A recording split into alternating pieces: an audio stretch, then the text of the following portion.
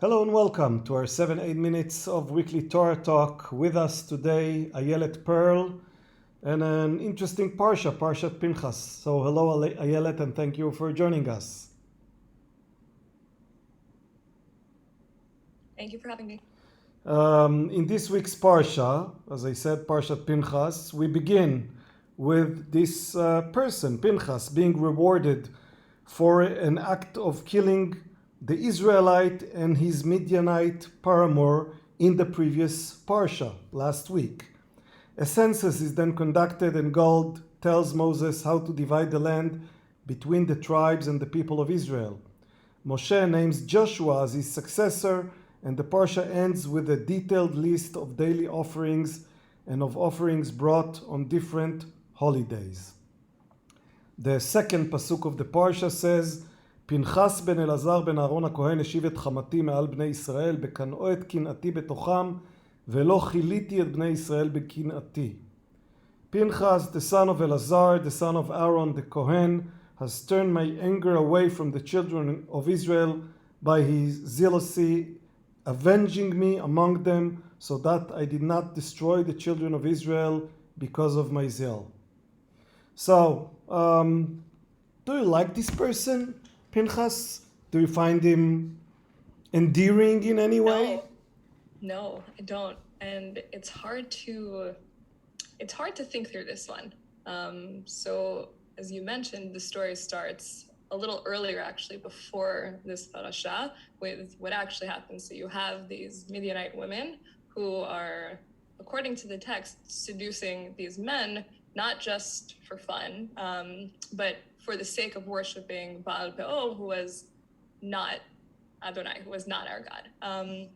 And that's a theme that happens throughout Torah for sure, that women are used to represent other gods or as a sort of representative of the seductive power of surrounding pagan religions. And that's another thing that we can get into, how women in this parsha reflect both sort of a zealotry within the Israelite camp, which we see later with the daughters of Tzalopchad, or reflect really the outsider and the pull of the outside. So it's not as simplistic as women represent one or the other.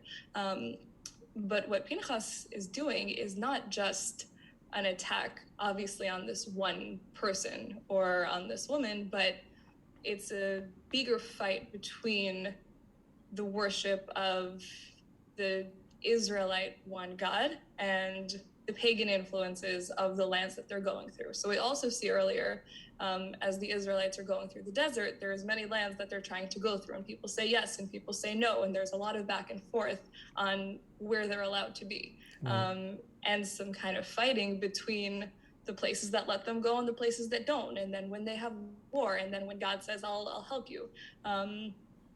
So there's a lot of tension here also between what God expects, what the Israelite God is expecting from the Israelite representatives, and what I think is actually happening on a more basic daily level of the people who are traveling through the desert and are constantly with contact with other groups. Right, and you made an important clarification here, because I think many people are misled to believe that the act of Pinchas is over intermarriage, that God would not allow the people of Israel to date or have affairs with Midianite women. That's not the case. This is really about paganism, about worshiping other gods. And I think it's very specific that they talk about the Midianite women, because we know that Tzipora, Moshe's wife, is a Midianite woman. We know that Yitro is a Midianite priest, and he's praised in Torah. So the distinction, I think, of using this group of people as, again, a representative of both the negative forces of the outside world, but also the potential positive forces of the outside world, influence how we're able to see multiple things in Torah, which of course we can, but it puts the job on us not to see a group of people, say women or say non-Jews, as representative of one thing, but rather to take each individual with the values that they're bringing to our community and see the good in that and be able to recognize the bad in that as well. Right. And we started with Pinchas, and I asked you whether you liked him or not, and you said no. But now I'm asking, okay, do you approve of his decision to act in this under such circumstances?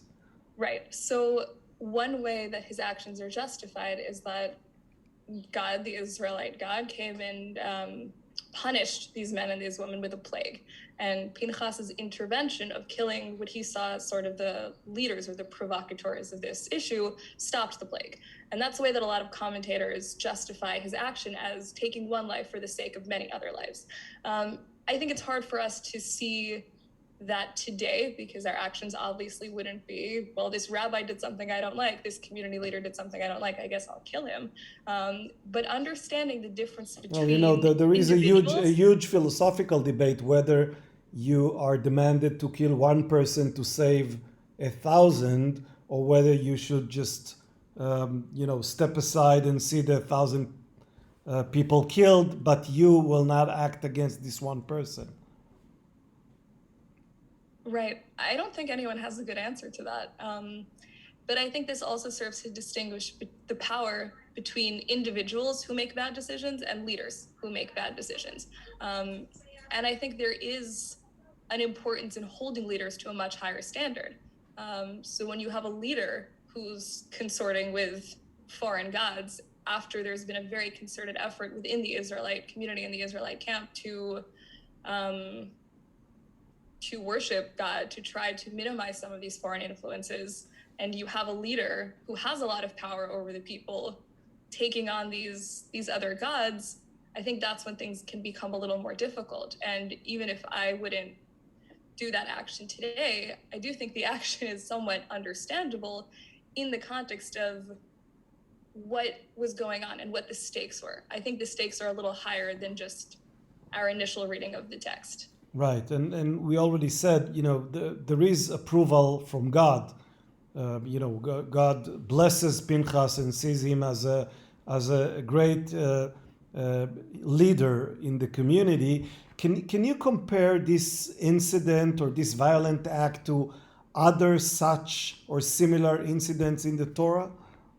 So I'm actually a little more interested in the idea of God's anger here, and how what Pinchas does is actually abating God's anger. And God almost seems grateful that somebody else stepped up and took this action instead of having to do it himself.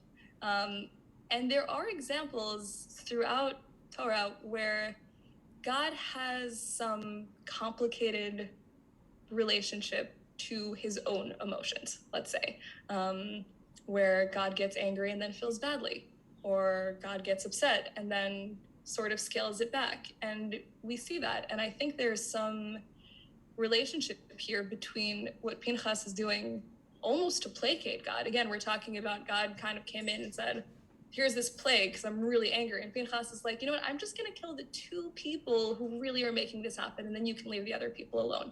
And there's almost this sense of relief or gratitude that can be a solution instead of continued violence and anger between God and the people of Israel, which we see playing out over and over again.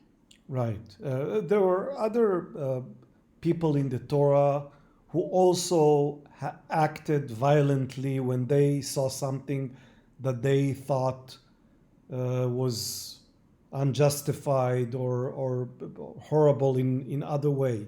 I'm thinking specifically about the sons of Jacob. So can you compare these two cases? Yeah, so this actually is very interesting because it connects back here. So you have Pinchas, and you have Zimri, who was the one who was killed, and Zimri is from the house of Shimon, and Pinchas, of course, is from the house of Levi. And the conflict between Shimon and Levi, who are two of the sons who became the tribes of Israel, dates back earlier in text. And in the story of the rape of Dinah in Shechem, it's Levi and Shimon who go out in their zealotry and lead the slaughter of the people who raped her and who allowed for that to happen. And there's an interesting distinction between how they both were zealous, but in different ways. And Shimon his zealotry came from a love of his family and a protection of his family. And the text points to, various commentators point to how the text talks about his anger was for the daughter of Yaakov, whereas Levi, his anger was for the daughter of Israel, which speaks to his zealotry coming from his relationship to the nation or his relationship to God. And you see that here as well to some extent, where with Shimon, there's the more familial loyalty. And with Levi, there's this kind of connection or zealotry on behalf of God. And it's always interesting looking back at some of the hints that Tanakh drops earlier and later about the relationship between the tribes and how they are always playing out through these anecdotes that come up. And avenging misdeeds for the family or for the nation, which one is the preferable? I think that's something we are seeing a lot today and have to think a lot today about that too, of when does family become a nation? How much of family can you include in your family unit? When does it become so big that it's a nation? And those lines aren't always clear. And obviously the text supports the Levi style of the zealotry for God or the zealotry for nation, but the lines in text are not so clear. It's Yaakov and Israel are used interchangeably. Am Yisrael and Bnei Israel are used interchangeably. And this is something that we see in Judaism today. There's a very blurred line between where we are a family or a tribe or a religion or a culture or a nation. And these fights, I think, speak to how we conceive of ourselves differently within a group. Ayelet Pearl, thank you for shedding some light on one of the most complicated stories of the Torah. And Shabbat Shalom. Shabbat Shalom. Thank you so much for having me.